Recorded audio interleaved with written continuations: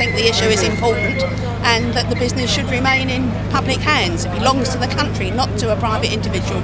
Over the Christmas, right, Royal Mail delivered. TNT and DHL and UPS didn't. They said to the customers, we can't deliver because of the weather conditions. Royal Mail continued to deliver all the way through. We're probably the last, one of the few remaining industries left that serves everyone.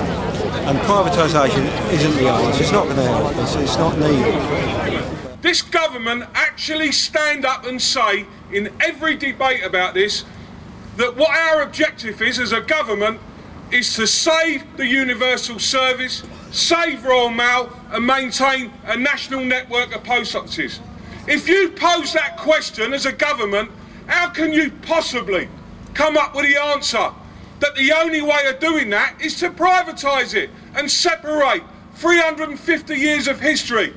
No one can justify that by the arguments. We must expose these arguments, get beneath some of the things they say and look at the detail of this bill that's going through Parliament.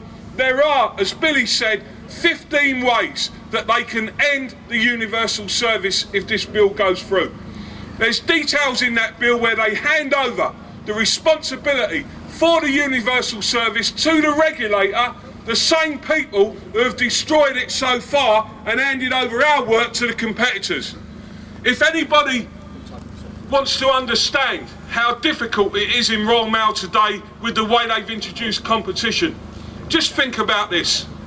Every single letter now that goes through the post can be handed over to competitors. They pick it up, they process it, and then they bring it back to our members to deliver the final mile, because they can't afford to do, and they haven't got the skills and the respect of the British public like our members have. The problem is, by that, Royal Mail's been set up to fail because it loses money on all of those.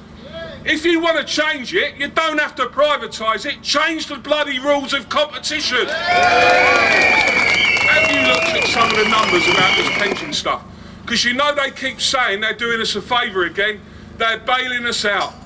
They're coming to our rescue. No, they're not.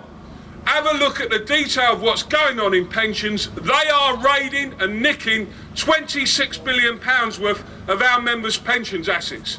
And we ain't going to let that go without knowing that our members' pensions are protected forever. And that is not where this bill is at the moment. This government are conning the public on that issue.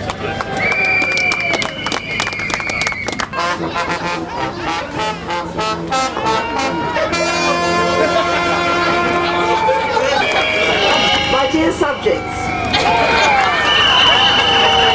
it is with profound sadness that one stands before you here today, here in the Royal Borough of Kingston upon Thames, to denounce the actions of my government in its perverse and unseemly haste to privatise Royal Mail. This great and most cherished national institution has long been close to the royal heart. If my government gets its squalid way, whose head will you be licking on the stamps tomorrow? Royal Mail! Royal Mail! Royal Mail! Royal Mail!